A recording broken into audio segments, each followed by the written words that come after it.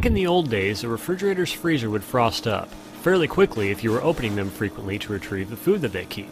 Moisture within the air confined in the freezer compartment quickly collects on cold surfaces and freezes, forming frost. The more moist air allowed to enter the freezer compartment, the more frost would accumulate. That's one reason why keeping a good door seal is important. The same is true today. However, if everything is working properly, you never see any of the frost, because of the invention of the defrost cycle.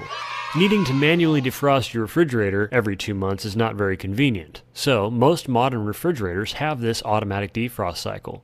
There are 3 main components in this defrost system: a timer that keeps track of compressor runtime, a small bimetal thermostat that senses if the evaporator needs defrosting, and a heater that melts accumulated frost by generating thermal energy when it is supplied with 120 volts.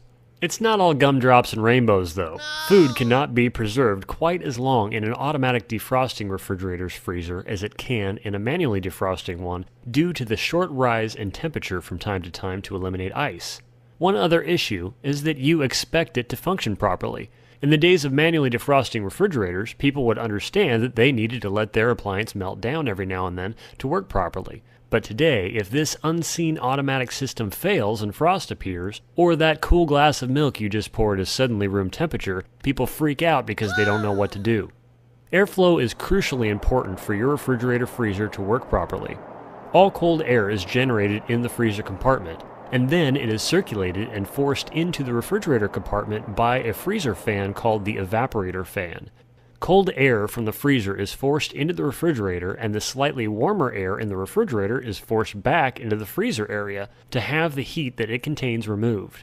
If either of these air passages becomes blocked with frost, or the automatic temperature controlling duct door, called a diffuser, sticks closed, the refrigerator will not receive any cold air from the freezer. And even if the evaporator fan is blowing cold air directly into the refrigerator, if the air return is frozen closed, it's like blowing through a straw with your finger on the other side. The defrost timer is supplied power by the refrigerator's main thermostat whenever the compressor is running. In this way, it calculates how frequently a defrost cycle may need to be performed. Most timers are set to initiate a defrost cycle after the compressor has run a collective 8 to 10 hours. Because the compressor is cycled on and off as needed by the refrigerator's control thermostat, this could take 10 hours if the compressor is running continually, or a few days if the doors stay closed. Most timers are mechanical. However, some models use a circuit board to perform the same task.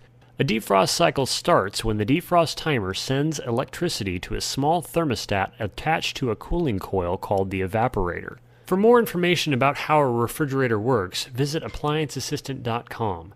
This thermostat is called a bimetal thermostat because it has 2 small contact strips that flex with temperature change to open or close a circuit.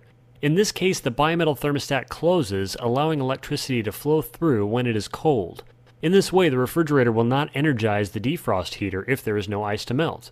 This thermostat is basically an automatic switch that is on when it is cold. If the thermostat is cold enough to be closed, electricity passes through it, allowing the heater to be energized.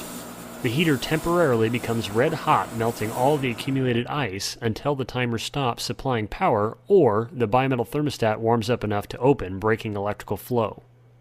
So now you know a little bit about how it works. Let's see what can go wrong in order of likelihood. The most common cause of defrost problems or ice buildup is user error. Let's just say you have one too many cold ones and forget to close the refrigerator door. In the morning, you sluggishly enter the kitchen for a cup of coffee and notice that the door is open, so you close it. All that moist air accumulated in the refrigerator's diffuser duct and became frost, blocking cold air from entering the refrigerator.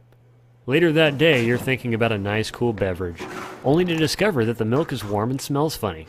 You could call a repair service, but this scenario can usually be corrected by unplugging the appliance and allowing it to thaw out the old-fashioned way.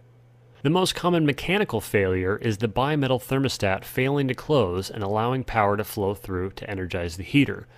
The thermostat can be checked for continuity when it is cold. If everything is frozen and the thermostat has infinite resistance, it needs to be replaced. Sometimes the defrost timer will fail to send electricity when it should. Mechanical timers can be manually advanced with a flathead screwdriver in the clockwise direction slowly until a click is heard. At this point, electricity should be sent through the heater to the thermostat. Some simple voltage tests can determine where the problem lies. The circuit board style of defrost timer is a little more complicated to trick into a defrost cycle, so I'm not going to explain that, but you can see me do it on this video. Doing it wrong will definitely destroy the timer even if it was fine before, and if you're not careful you can be electrocuted. The last and least likely to fail is the heater itself. To test the heater, unplug its contacts and do a resistance test. The defrost heater should have some resistance, however, an infinite resistance reading would mean that it needs to be replaced. The entire defrost circuit can be tested when the freezer is cold by checking for continuity from before the thermostat through the defrost heater. If the thermostat is closed, you should have a low resistance reading, and you can assume that the defrost timer is not sending electricity. I hope this video was helpful and saves you a bunch of money. For more information on using test equipment and appliance repair troubleshooting, visit applianceassistant.com. Thanks for watching.